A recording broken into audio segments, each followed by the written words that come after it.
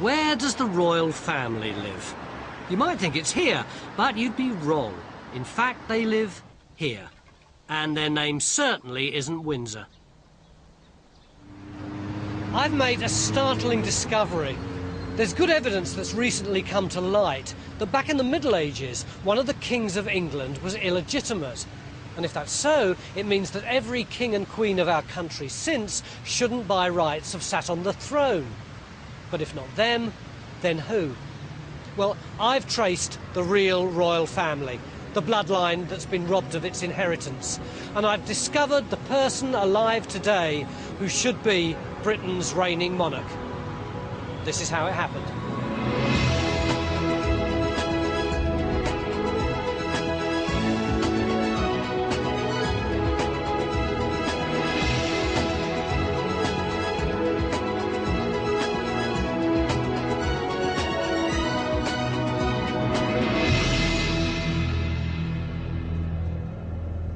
What am I doing making a fuss about a centuries-old skeleton in the royal family's closet? Well, to me, it's all about the rules of the club. The monarchy rests entirely on blood and inheritance. There's an absolutely rigid system for passing on the throne. Prince Charles is first in line, then Prince William, then Harry, then Andrew, etc. The chain of power and wealth and privilege depends on two rules. One, you have to be of the royal bloodline, and two, you have to be born legitimate. But what happens if the system goes wrong, if the chain gets broken?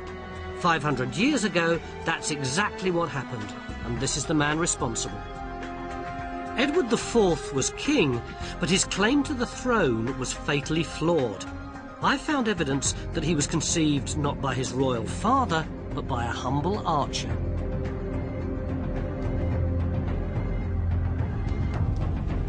It was the summer of 1441.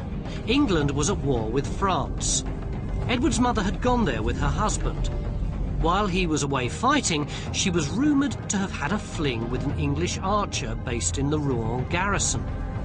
9 months later, Edward was born. Within 20 years, Edward became Edward IV. But gossip about his parentage persisted in his lifetime and even after his death.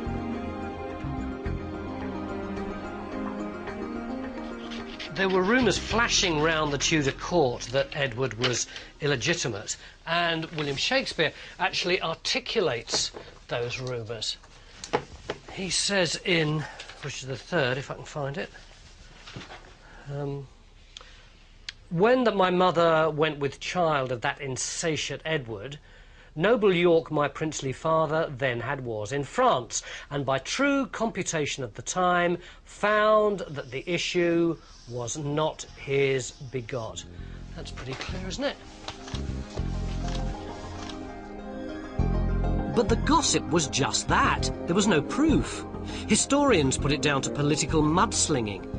But then an English historian called Mike Jones started rooting around in the archives at Rouen Cathedral. And he discovered a document that for the first time provided facts to substantiate the rumours that Edward was a bastard. When you came here, what was it you were researching? I was looking into the records of the 100 Years' War. And you found this thing? This register. What is it? It's a record of the cathedral chapter for the summer of 1441. What's so significant about the summer of 1441? This is when Edward would have been conceived. And what was it that you found? That the Duke of York, his father, is not actually where he should be. He's on campaign in Pontoise. Prayers are being offered for his safety. What does it say? It says, a sermon is being preached for the safety of the Duke of York on campaign in Pontoise. So they're worried that he's away at the very time when he was supposed to be impregnating his wife? Yes. But couldn't the child have been premature? Very, very unlikely. A premature child would have been recorded. No one had ever understood the significance of this information before you found it? I couldn't quite believe it myself, that something as scandalous and sensational as this could have really happened. But this is really definite. This is the original document. It's the original document, and it shows that at the crucial time, from July through to August, the crucial 5 weeks, the father is not there. Edward was born in late April 1442. Counting back 40 weeks earlier puts his conception right in the middle of the 5-week absence of his supposed father. Now, conception dates aren't an exact science, but 5 weeks is a big gap. Infant mortality was very high.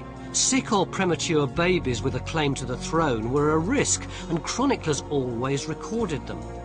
What's more, this new evidence binds together other clues about Edward's birth, which had previously been glossed over. First, the Rouen Cathedral records also tell us that Edward's christening was a hushed-up affair in a side chapel.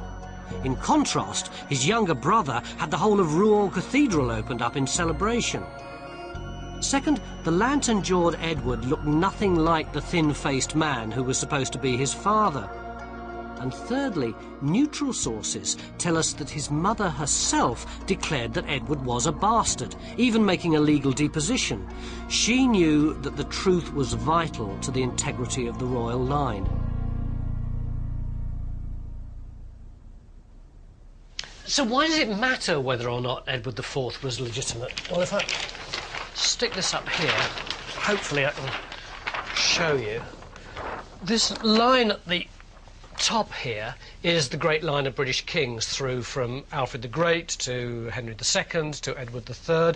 But after Edward, suddenly the whole thing explodes. It goes bush, because it's the War of the Roses and all the kings start dying off like flies until in 1485, when Richard III dies, there are no claimants left except this one, Henry VII, and his claim comes through this line, which is an extremely dodgy one because it's about the fact that John of Gaunt had a mistress Catherine and they had children, and that line is specifically barred from inheriting the crown. So in order to legitimise himself, Henry VII married this woman, Elizabeth of York, and her claim is based on the fact that she is the daughter of Edward IV. But if Edward IV is illegitimate, then that invalidates the claim of Elizabeth and consequently of Henry and of Henry VIII and of Elizabeth I and of the Georges and of Victoria and everyone all the way down to the House of Windsor. Those few words in an ancient document had potentially seismic results. Edward's illegitimacy removed a vital link from the royal chain. I was about to contest British history as we know it. I wasn't naive. I knew it was impossible to be 100% certain about events that happened 500 years ago. But I wanted to make sure I had the balance of probability on my side. And where better to check 15th century facts than at the academic world's 15th century conference. Around the time that Luther challenged his colleagues at the University of Wittenberg on the matter of indulgences, another doctor of divinity was exciting to wholly different effect. In the much-needed break, I sounded out other opinions about Mike's theory. Do you think that there's a question mark over Edward's legitimacy? I think there is. It was certainly raised at the time, or fairly close to the time. It's a dynasty that destroys itself. If you start killing your brother and things of this sort, there's something odd going on. It's a very unstable time, I think, under Edward IV. Well, his research is very, very thorough and well done. On this particular topic, we're talking about an issue where everybody has said it's impossible in the past, it's nonsense, it's rubbish. And what Michael has done is he's shown it's feasible or plausible. I also talked to Mike again, who gave me one more plank of evidence, this time from Edward himself. Edward and his followers seem to have been suspiciously eager to tell the world that he was legitimate. His own circle, once the story gets out, go to the opposite extreme to try and dampen it down. But that's what's so fascinating. So they're bringing out these wonderful eulogies to Edward, but they keep having to emphasize what should be obvious. Conceived in wedlock, of the royal blood, but he's on the throne. Methinks the lady doth protest too much. Indeed. Yeah. As part of their desperate propaganda campaign, Edward's supporters wanted to deflect attention away from Rouen. So they named an alternative time and place for his conception. The respectable family residence at Hatfield Chase in Yorkshire, before Cecily Neville even left for France. But when we actually look at the itinerary of Cecily and Richard, we find they've travelled south by the beginning of June 1441. So this conception would have had to have taken place in May 1441. Why is that a problem? Edward's birth date is the 28th of April 1442. That is 11-month concern. That is some pregnancy. 11-month pregnancy, yes. So I've heard of trying to strengthen one's case, but in the process, they've shot themselves in the foot. In other words, when Edward's supporters tried to counter the gossip about his illegitimacy, they came up with a story that would have made him 8 weeks overdue, which modern science knows to be impossible. I was ready to start the quest to find who should really be sitting on the throne of Britain today.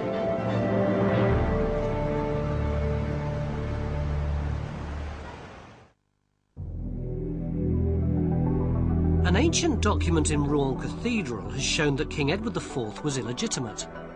But you're only royalty if you're related to the right people. So Edward's unfortunate beginnings means that every royal since has been unwittingly living a lie.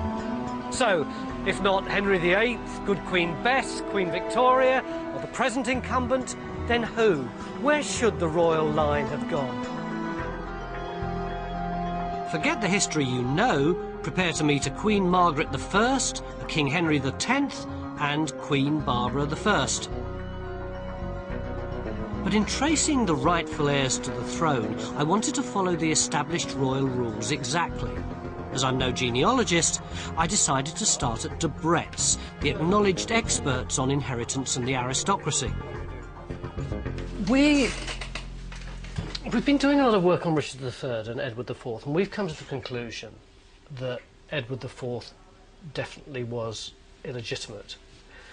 But I'm a bit stuck on working out where we should be looking for the true monarchical line once that happens. What are the rules here? I'll get to family tree, and that will help to illustrate this question.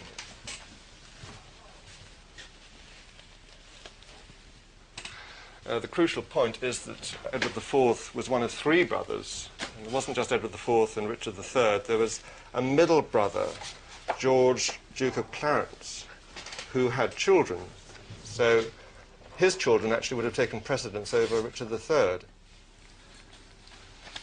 Because here, there's Edward IV. Yeah. There's George, Duke of Clarence. George's 2 children were the last of the Plantagenets. Edward, Earl of Warwick, who was a poor simple boy locked up in the Tower where he died, unmarried. But this intriguing lady, Margaret, Countess of Salisbury, was the very last of the Plantagenets, and as such she was a threat to Henry VIII and the Tudor line. And Henry VIII was determined to get rid of her. Quite late, actually, in his reign, there was a trumped-up charge of treason, and she was done to death on the scaffold, and she was complaining to the last breath in her body. And did she have children? Yes, she did. She had quite a few sons, and it's through this line, again through the female line, that we followed this line of descent. So I'd found my true Plantagenet heir, the person who should have been on the throne. I'm calling her Queen Margaret I.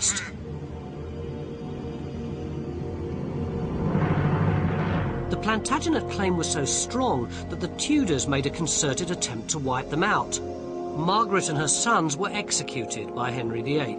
She's now officially a Catholic martyr.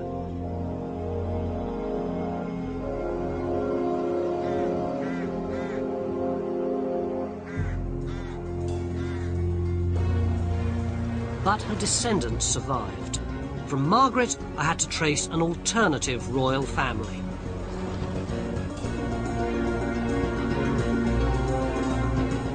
She was the first step on the trail to find our real monarch today, and the trail led me north. The power base of our rightful rulers was a world away from Windsor and Westminster in Ashby de la Zouch in Leicestershire. Why Ashby?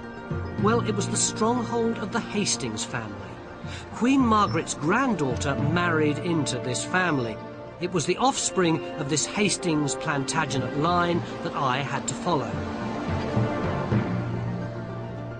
Everybody has a family, everybody has roots, and I began to uncover the sort of extraordinary personal stories that everyone finds when they explore their family tree. The only difference was that the Hastings lived in a massive castle, and but for an accident of history, they would have been ruling the country.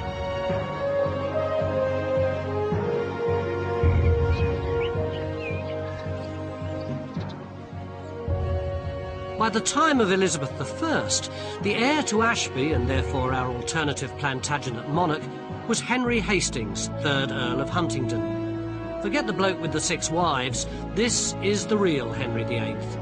This Henry was no less vicious than his namesake. Henry was known as the Puritan Earl. Up until now, the Hastings Plantagenets had been staunch Catholics. Don't forget that Henry's great-grandmother, Margaret, had actually been a Catholic martyr. But Henry instituted his own mini-Reformation and started persecuting the Catholics zealously. There's one story where he punished a housewife who'd been hiding a Catholic priest by laying her on the ground, putting a door on top of her, and then squashing her to death. Henry was happy to serve the Tudor Queen. He didn't know the rules had been broken, but records show she was only too aware of his pedigree. There's a lovely bit here that says that Queen Elizabeth became ill and she started worrying about the fact that she hadn't got an heir, and someone said to her, "Don't panic, because Henry, Earl of Huntingdon, has got a legitimate claim." And amazingly, she immediately became better. And that was the last time, until I came along, that there was any hint that the Hastings Plantagenets might actually have a claim to the throne. For hundreds of years, the royal family tree would weave its various branches through British history. It would survive threats and crises, but no one would look back at its roots and suggest the whole line of succession was fatally flawed. 80 years on, the Tudors had been succeeded by their cousins the Stuarts, and the person wearing the crown was Charles I. When Charles slid to defeat in the English Civil War, the Hastings Plantagenets stood by him to the end.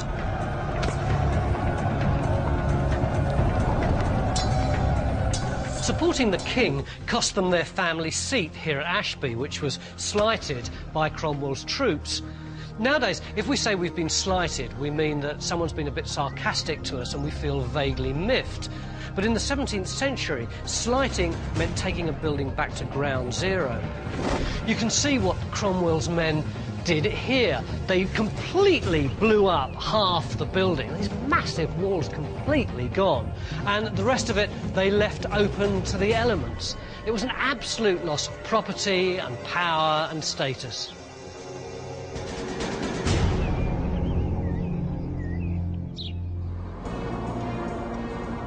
On their behalf, I was outraged at the irony that our Plantagenet family should have lost so much through sticking by the royals who'd supplanted them. But aristocracy has an uncanny knack of clawing its way back. As I followed the alternative royal family down the centuries and across the country, their depleted fortunes were restored. Ashby was replaced by other magnificent family seats. But then, just as I was well on my way to finding a candidate for Britain's real monarch alive today, I stumbled on a completely unexpected and dramatic clash between our alternative line and the monarch of the day.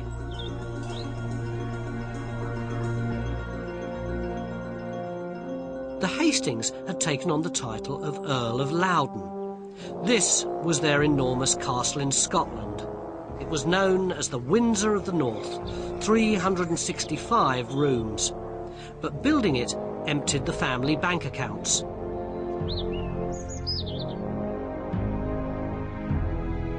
It was the first year of the reign of Queen Victoria. Our real monarch at the time should have been George Lord Hastings, the Earl of Loudon. He had lots of titles, plenty of castles, but very little cash.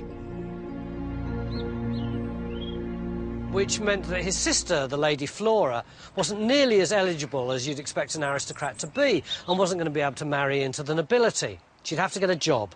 And she did. She became a lady-in-waiting to the Duchess of Kent, Queen Victoria's mother. And that was the start of big trouble.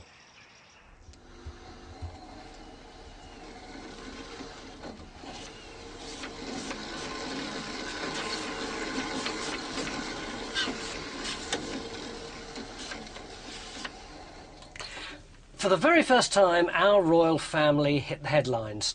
Flora found herself right in the middle of a national scandal. It wasn't her fault. She was the victim of a family feud involving Queen Victoria, Queen Victoria's mother, who Flora was lady-in-waiting to, and a man called Sir John Conroy, who'd been acting as Victoria's unofficial stepfather since Victoria's real father died when she was 8 months old. Nowadays, newspapers print gossip about royal sex lives at the drop of a hat, but in 1839 they had to be much more circumspect.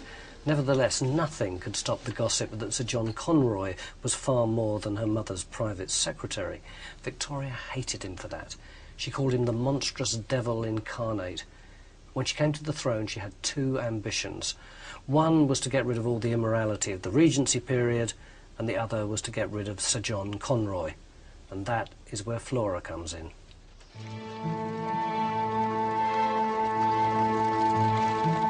In 1838, Flora travelled down from Scotland in a carriage with Sir John Conroy.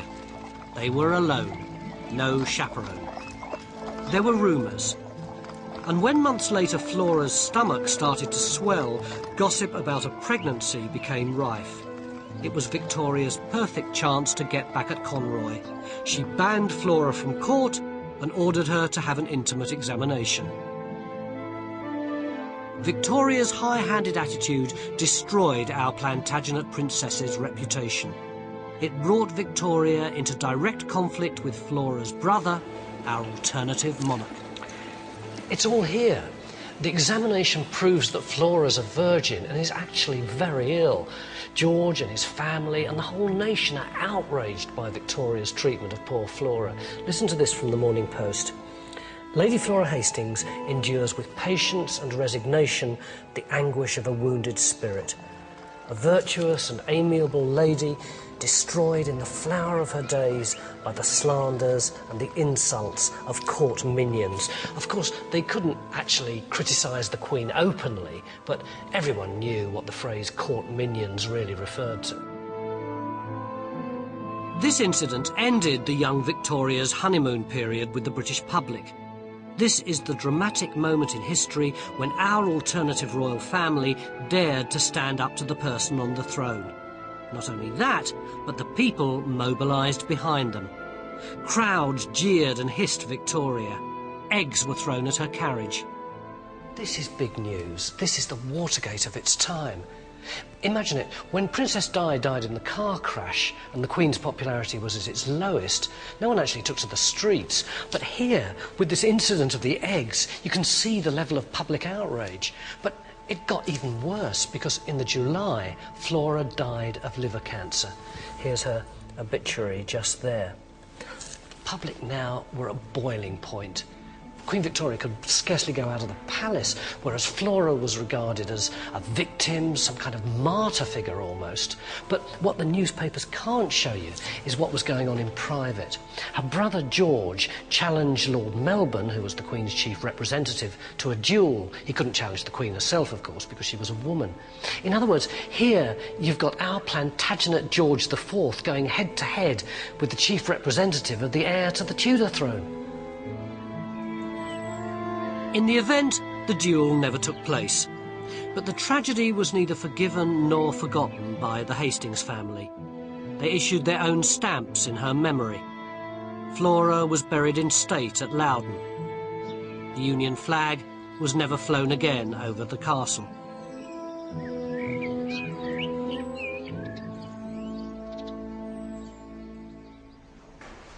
The publicity about Flora made my research easier.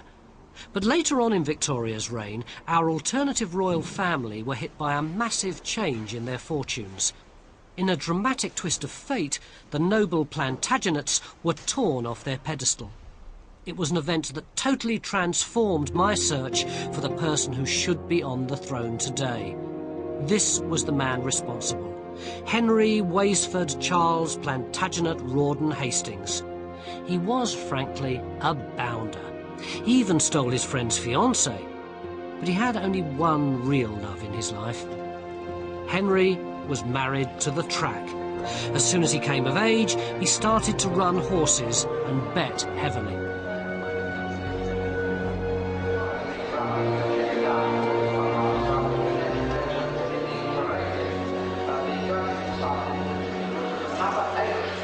Can I have 10 to win on Turner? Number 7, £10.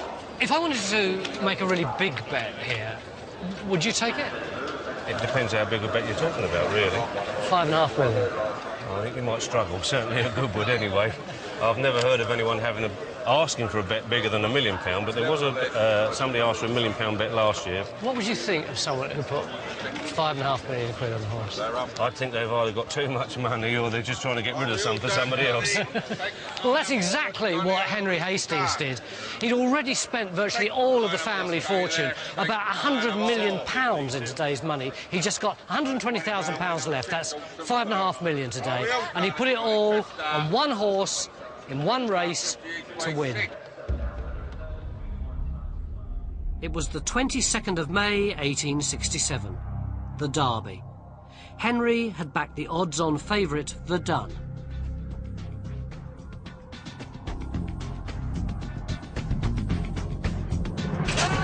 were off. Right from the start, the Dun was in the lead. All the way round, he was leading. Then in the final furlong, a rank outsider called the Hermit started to gain ground. With every step, he got closer.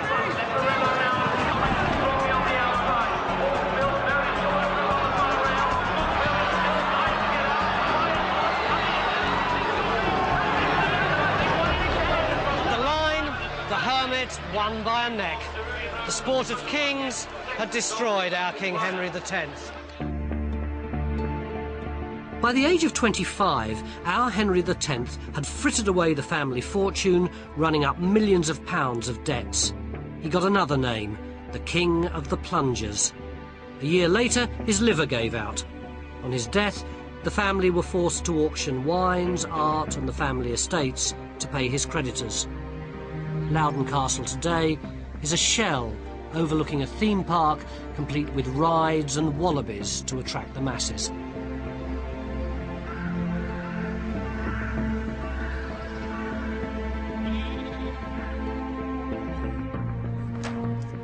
Suddenly, our alternative line had run slap bang into the real world.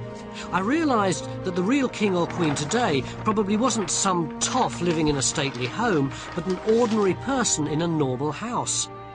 As I traced the last few generations, I found the truth. From the 20th century, there were more names and faces.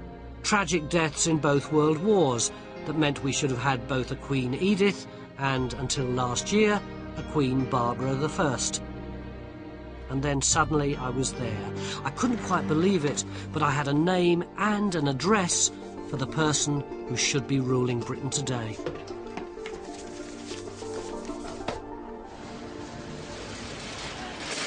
In 1960, when the present occupant of Buckingham Palace was still in the first decade of her reign, a young man set sail from England. He was heading for a new life abroad. He didn't know it, but he was leaving his kingdom behind. Good morning.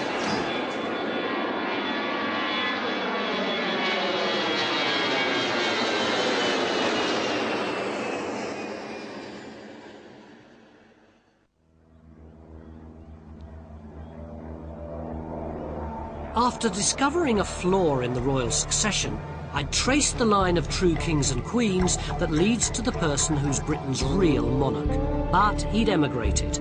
The true heir to the throne was born in Britain, but now lives in the Australian outback. That's all there is to it. That's it.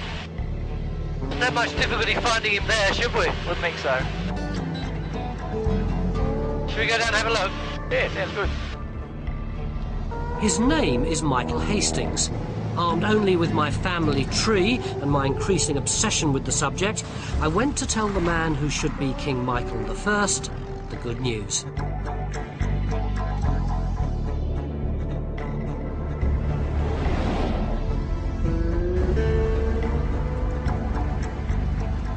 As I drove into Jerilderie, New South Wales, population 1100 plus one king, I began to realise how daft this might look. I knew he was in town. I'd phoned him from Britain and told him we were looking into the descendants of the Plantagenets, but otherwise King Michael was in the dark.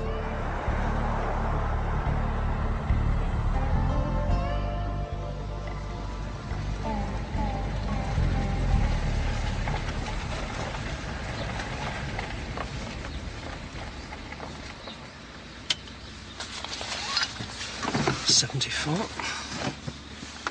12,000 miles, 2.5 days, and a lot of jet lag, and I'm finally here. And to be honest, I'm not quite sure how to play this. I mean, if someone turned up on your doorstep and said, "Excuse me, do you know that you're the King of England?" you'd be a bit surprised, wouldn't you? Particularly if they had a director with them and a sound man and a cameraman. So I think what I'll do is I'll just talk to him about some of the facts first of all, relax him a bit, and then hit him with the real import of what we've got to say at the end.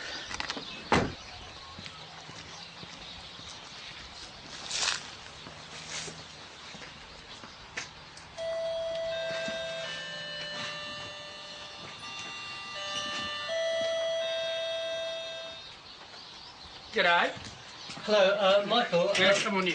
I'm Tony Robinson. Hello, Tony. How are you? This is our camera crew. Come on in. Thank you. Would you walk?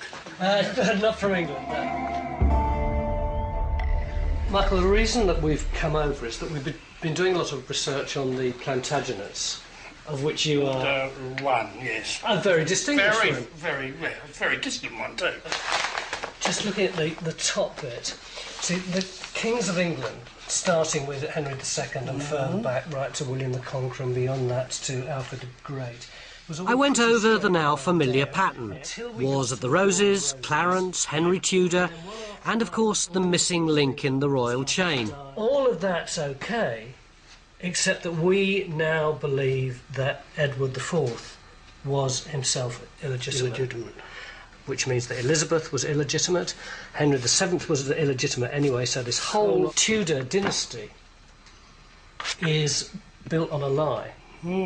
It means that you are the rightful King of England. Well, there you are. How do you feel about that? Bloody awful, isn't it? I don't. Bit of a shock, isn't it?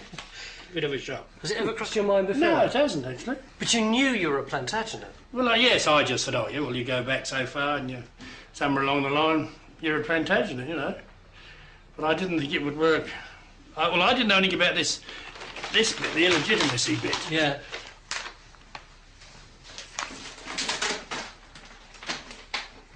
Oh, wow. It turned out that Michael also had a family tree.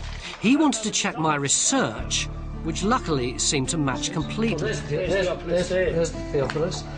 Yeah, 1729 to 1789. And then he had a son and a daughter, Francis. They were all and there. Elizabeth. Margaret the Martyr, Lady Flora, out gambling Henry X, as well as Michael's nearer relatives. She'd have been Edith I. 12th Countess, yeah. Then... That's my great-grandmother. That's your great-grandmother. That's your mother, Barbara. Barbara Huddleston Henry Hastings. Barbara would have been Barbara I. She died last year. Strictly speaking, Michael isn't Mr. Hastings. He's a peer of the realm. You are an Earl yourself, aren't you? Yes. What? Loudon. Earl of Loudon. I came over here in 1960 and I inherited, at that stage I was Lord Morcland because my mother was still alive. Yeah. She had the title. Then last October she died. I was in England at the time and she died. Yeah. And I inherited her title. And then my oldest son inherited mine. So if you're an English lord, what are you doing over here? I love it over here. I came over here when I was 17, 1960, and I just love it over here. I married here. I have 5 children, 5 grandchildren, and a wonderful life. But what Michael hadn't twigged was that as King of the United Kingdom, he'd also have the remnants of an empire, including Australia. They're looking for a new Governor-General at the moment. It's quite serious in a way, though, isn't it? Well, it is, really. It depends, well, it depends how seriously you take it. You see, I believe that Australia should be a republic. I'm not a mad monarchist. So in the referendum, how did you vote? For a republic. So you'd have been voting against yourself, had you Well, been... yeah, I suppose I would have done if I... Well, I might have voted different.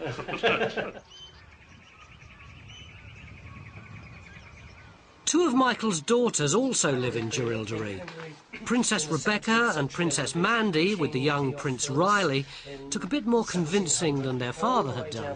All the way down to here, to your grandmother, Barbara, which means that when Barbara died, Michael... Became King of England. You're right. Became the true King of This England. is the King of England, which means that you two are princesses. It doesn't mean, like it does mean, but really. You've got to remember, this lot aren't just going to step aside and say, here, I'll take over. Well, I don't know, if you've got an army together, maybe they... This is real stuff. This is real, proper... We are the true royal family of England. It's just that we're not believing people, but... OK, you want the facts, there's only one way to guarantee the facts, and that is via DNA. Would you be prepared to let us have a little piece of your hair, and we can run the DNA check and make sure that this is true?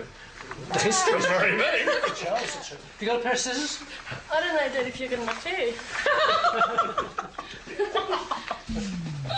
He needs all the hair he can get. That was more hard work. I could just take the ponytail. Oh, you could, yes, but, well, no. I'm going to laugh if it turns out wrong. Someone's been playing up somewhere. Take my natural colour. Goodness, where do you want me to take it from? In my naivety, I thought you could get DNA from any old hair. Actually, you need the root and gloves. But they humoured me. So there I was, after half an hour, messing about with people whose blood gave them more right to the throne than starchy old Prince Charles. Yeah, well, that's royal hair, that is. That I'm a little prince. Yeah. Do you think... That's funny. Do you think you are a little prince? No, Why not? because no. So we've got Prince Caleb, and what are the other children? Isabella. And, Jet. Princess? Prince. Prince Jet. J-E-T. That will be anyone. He's a 21st century prince. He's a card. Yeah, and Zach. Prince Zach and Prince Jet. Yeah. That is so cool. And Riley. And what was your mum's name? Nolly. No, it's a pity that she's not alive now. So no, Very. She would have been was just... Queen Oh. Boleyn. That would have been so lovely. I won't even say what she would have said. Because she can't say it on the television. Yeah, no, she wasn't really into it much at all, was she, Kate? Up until that moment, my quest had been a bit of a game. But meeting Michael, I really liked the sheer normality of his life and was actually rather touched by his bluff republicanism. I began seriously to think about not only what he'd lost, but also what he'd gained by not being King of Britain.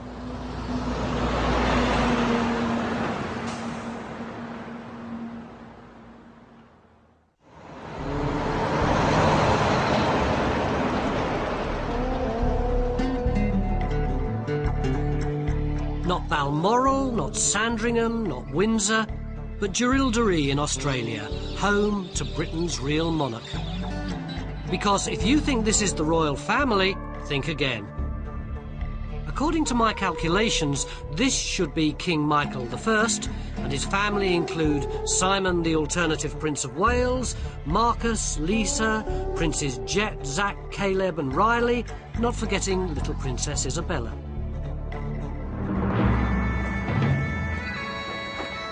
Queen Elizabeth II's day is planned minute by minute, including a piper who plays at 9 o'clock after the royal breakfast.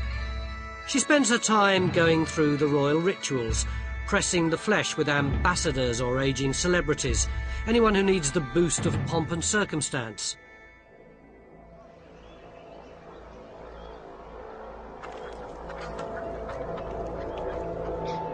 Michael's day begins at 7:30, when he sets out on a half-hour drive to work.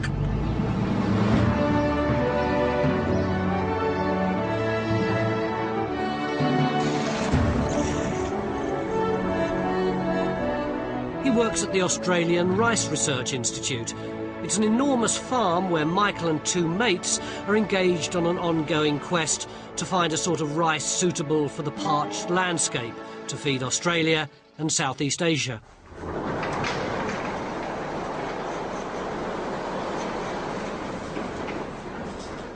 Yeah, I don't know what fertiliser we got left, Mike, but Oh, so we'll have a look through these bins. Do you want to start chucking them in the Bedford? All right. And Matt and I might try and work out what's in the other bins. One of the interesting things about our Plantagenet king is that he started off as a standard British public school boy with the title, but something in his character transformed him into a regular Aussie bloke who'd vote to get rid of the monarchy. Like Prince Harry, Michael came to Australia to do some jackarooing in a sort of gap year, but his temporary stay became permanent. After a couple of other jobs, I joined a company called Dennis Lascelles. They were a stock and station agency. A stock and station agency over here is a combination of kind of buying and selling properties and sheep and cattle and all that kind of thing. And they sent me to Jerilderie. That's how I started in Jerilderie, and that was in 1966. And I've been there ever since. It's a very small town. What's in it for you? The casualness, the friendship, the lifestyle. That's the bit I like.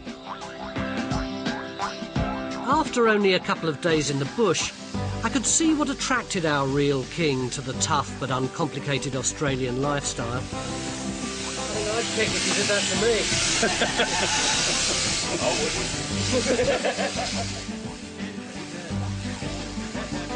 But as soon as you start getting into the swing, there's always someone happy to point out that you're still a pom.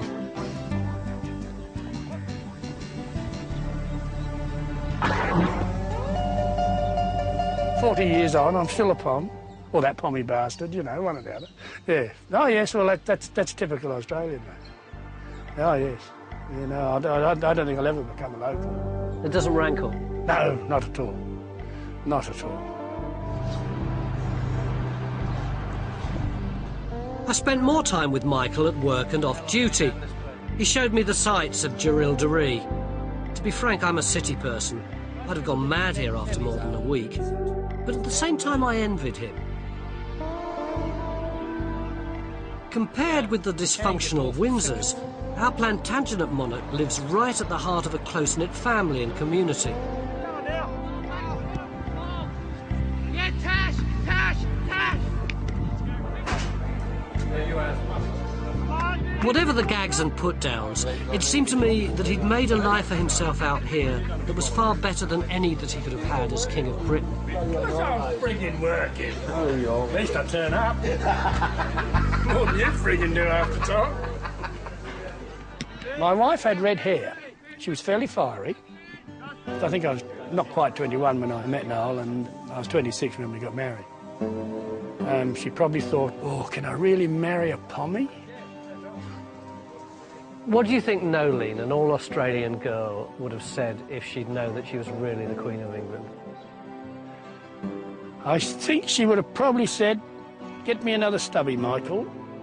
I think I'm going to need it. If the Queen abdicated, if she said, I've had enough of it, would you go back? Probably not. Probably not.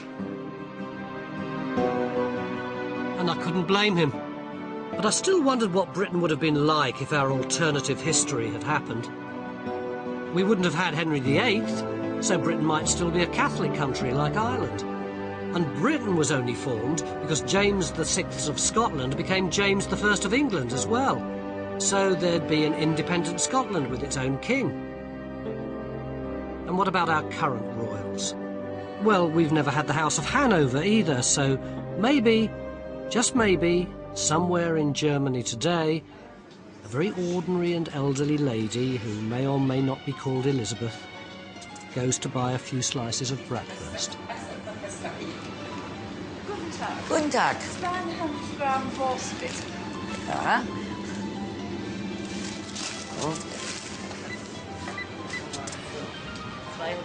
Dankeschön. Danke. Wiedersehen.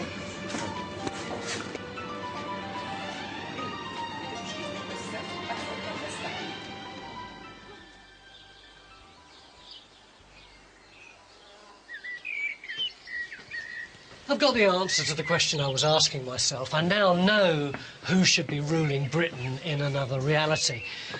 Except, of course, in real life, things are just as they are. King Michael's far too happy down under to think about storming across the seas to occupy Britain and seize Buckingham Palace. So, if that's the case, what was the purpose of the whole exercise? Well, for me, I really understand something now about the nature of history itself. It's fragile, it's accidental. For instance, this is Ashby de la Zouch Castle. It's the epitome of the kind of power that the Hastings had when they were at the height of their dominance. It's strong, it's big, it's confident. Whereas over there is the little house where Michael's mother lived for most of her life. It's unassuming, it's modest, it's normal, just like Michael himself, 1,000,000 miles away from all the trappings of monarchy. Which reminds me of the medieval notion of the Wheel of Fortune, where some people rise up while others are cast down below. And that makes me think of the whole career path of the Plantagenet family. What would have happened if people had cottoned on to the fact that Edward was a bastard much earlier, or if Henry Hastings' horse had come in first, not second? We tend to think nowadays of the monarchy as such a solid institution, whereas in fact wealth and privilege and power and status just hang by a thread. There's no such thing as the divine right of kings.